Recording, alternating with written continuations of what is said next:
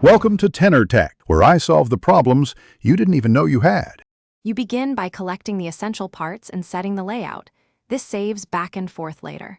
First, mount the LED module to the chosen base location so you know where the diffuser will sit.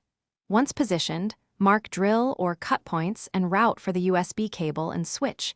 Make sure the LED faces center for even light. Now trim the diffuser to fit and sand edges for a snug fit. Finally, pre-tin wires on the LED and driver so soldering will be quick and clean. You now connect and secure the electronics with steady hands.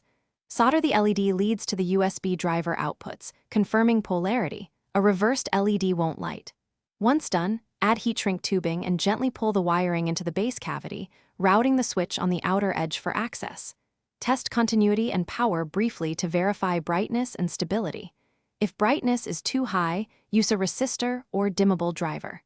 After tests pass, use hot glue to fix the LED and diffuser so alignment stays perfect.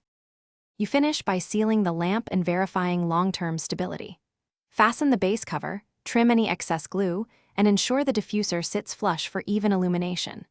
Plug into a reliable 5V USB supply and observe for a few minutes to check heat and flicker.